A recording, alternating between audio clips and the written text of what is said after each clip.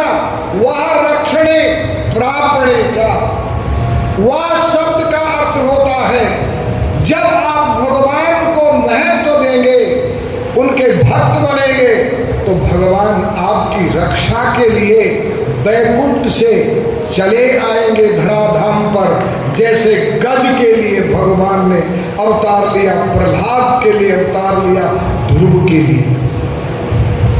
सकल भुवन मध्य निर्धनास्ते विधन्य निवसति हृदय श्याम श्री हरि भक्त रेखा हरिरपि निज लोकम सर्वथा तो विहाया प्रविशति हृदय तेषाम भक्ति सूत्र उपलब्धा। तो सज्जनों, भागवत शब्द का अर्थ होता है परमात्मा रक्षा करते हैं, करम सदा तिनकी रखवारी जिमि बालक राखे महतारी। और ता शब्द का अर्थ होता है कि जिसने इतने साधनों को जुटा लिया है, पा लिया है, प्राप्त कर लिया है, एक बात निश्चित समझना, उसका इस भव सागर से बेड़ा पार हो जाएगा।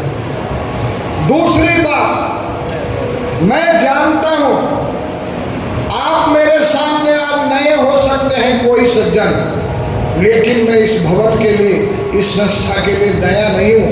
मैं इस संस्था में 1983 से हूं, जब से हमारे पुण्यात्मा दानवीर बनवारी लाल जी तिवारी थे, उस समय से मैं इस संस्था में आना जाना, मैं शिष्य हूं यहाँ का। तो सज्जनों, यहाँ पर एक बात ध्यान में रखना, आप वेदांत के अधिकारी नहीं है, आप वेदांत के अधिकारी नहीं है, जबकि श्रीमद् भागवत में वेदांत भी है।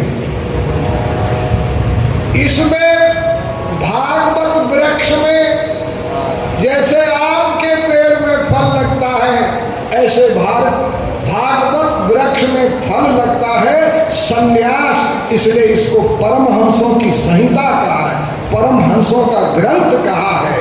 जैसे आम के पेड़ में आम लगता है, ऐसे इसमें अंत में परमहंसी संहिता है इसका, हर अध्याय के बाद में।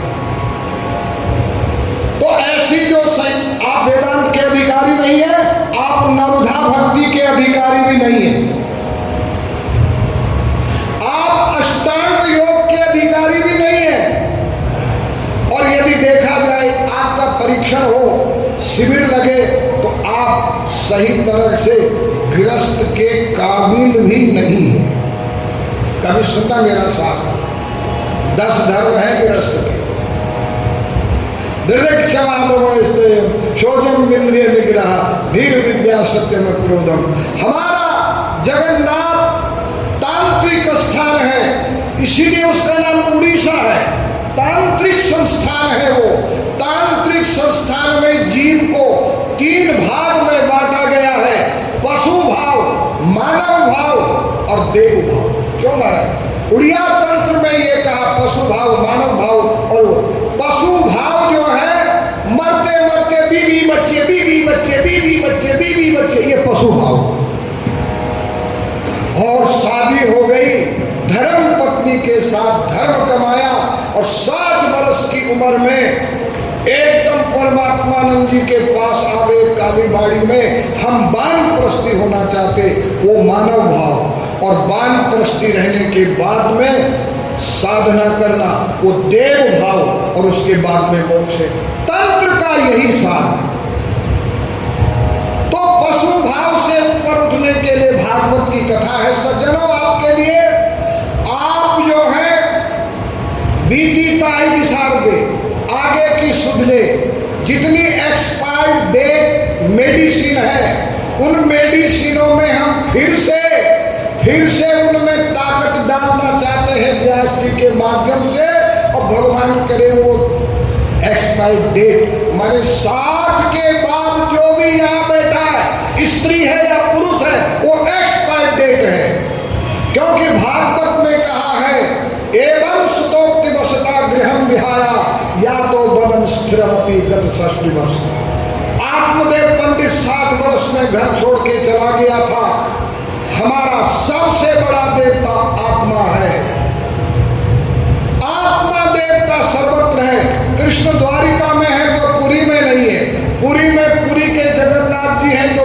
में नहीं है, रामेश्वरम में नहीं है, लेकिन आत्मा हमारा जो मनुष्य का लक्ष्य आत्मदेवता है, आत्मा सर्वत्र विद्यते, वो सर्वत्र विद्यमान रहता है। इसलिए मैं आपसे अपील करता हूं कि आप कुछ प्राप्त करें और यहां जो आप कथा सुनेंगे उस कथा का आपको क्या लाभ होगा, ये दो बात कह के मैं अपना वक्तव्य समाप्त करता हूं।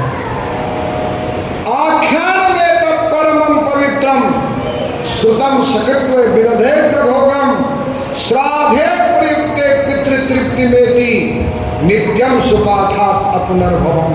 सज्जनों, श्राद्ध पक्ष चल रहा है और इतना बड़ा जबरदस्त जो है पोदार जी ने ये समय चुना है श्राद्ध पक्ष। आप भले वेदांत के योग के भक्ति के अधिकारी न हो, लेकिन एक काम आपके द्वारा हो जाएगा। इस श्राद्ध पक्ष में अगर आप सही ढंग से कथा सुनेंगे तो परलोक में आपके पितरों का प्रमोशन होगा, दादा का, दादी का, माँ का, बाप का, भाई का, बंधु का प्रमोशन होगा।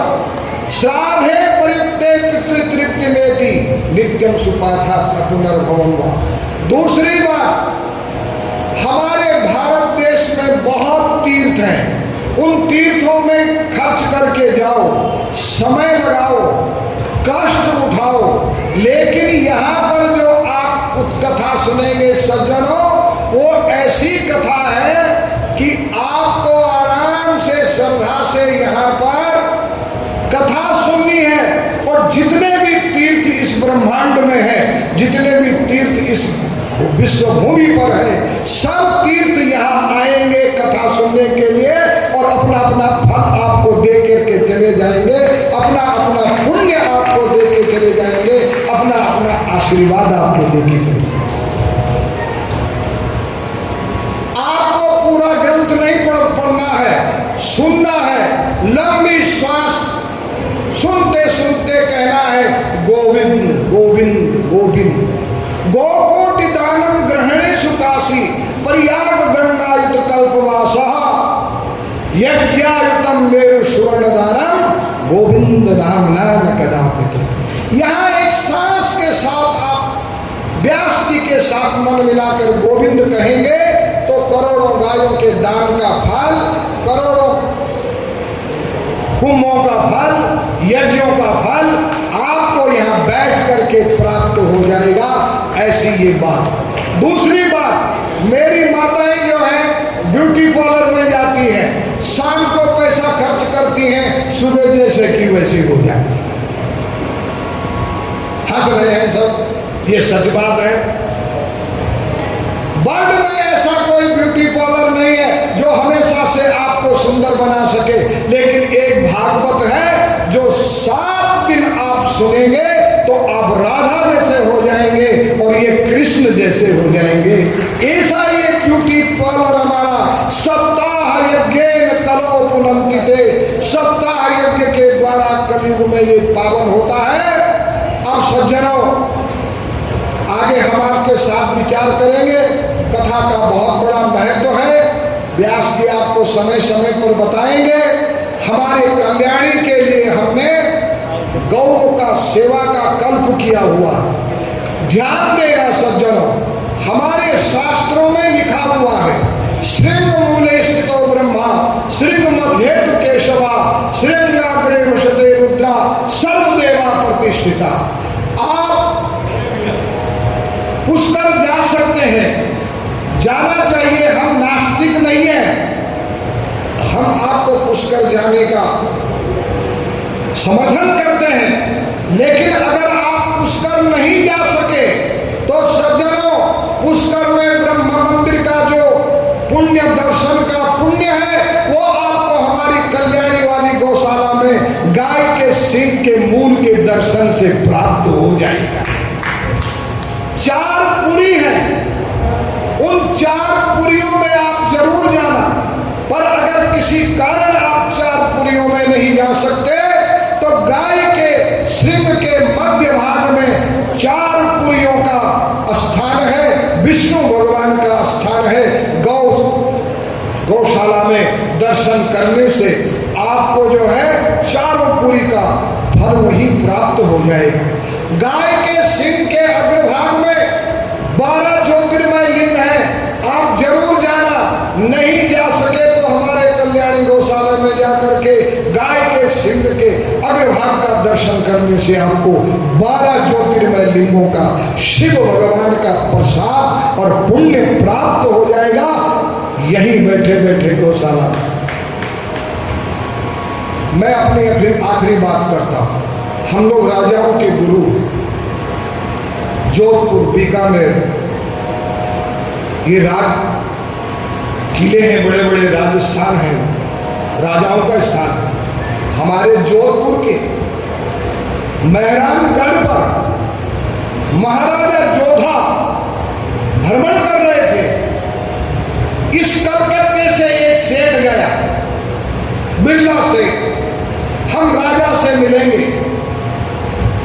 राजा जी मिले।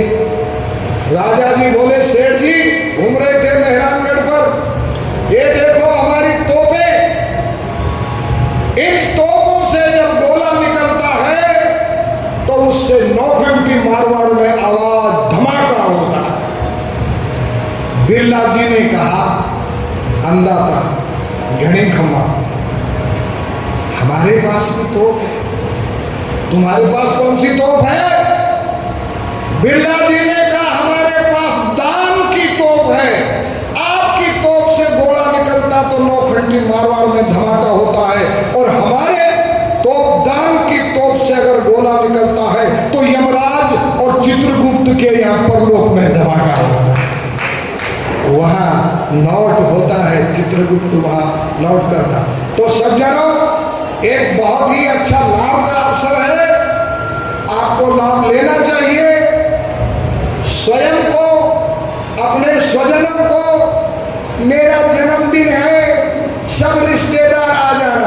अब भागवत में नहीं कह सकते कि भागवत है सब रिश्तेदार आ जाना, सब रिश्तेदारों को भागवत में बुलाओ। और एक बार साडा पंजाब विच स्वर्ण मंदिर है, उत्थे सुबह सुबह अरदास होती है। अरदास विच दसते हैं अन्नदान, भूमिदान, सत्संग दान, सत्संगी दान। वहां गुरु महाराज की अरदास में कहा जाता है कि जो अपने साथ में 10-10, 20-20 श्रोता लाता है, वो दान भी कोई सामान्य दान नहीं है, बहुत विशेष दान है, उसको सत्संग में लगाना। तो समय ज्यादा न लेके अब हमारे परमात्मानंद जी महामंडलेश्वर जो यहाँ पर विराजमान है और वो बड़ा पुरुषार्थ करते हैं, जगन्नाथ भगवान के अनन्य भक्त हैं, साल में जगन्नाथ यात्रा करवाते हैं, मेरे को भी बुलाते हैं, और दूसरी वो चैत्र में भी एक चंदन यात्रा करवाते हैं। और आपके चारों तरफ जगन्नाथ भगवान, काली बाड़ी में काली वही जगन्नाथ है। हमारे यहाँ बीकानेर में मैं जब जाता हूँ तो करणी चूहों वाली माता का दर्शन करता हूँ, तो मैं क्या कहता हूँ, करणी तू कलकत्ते वाली काली, तेरा वचन न जाओगे खाली। मैं ऐसा उनको प्रणाम करता हूँ, कलकत्ते की का। तो सज्जनों, ऐसे हमारे मंडलेश्वर जी, जगन्नाथ भगवान की महिमा, जगन्नाथ भगवान की सिद्धियां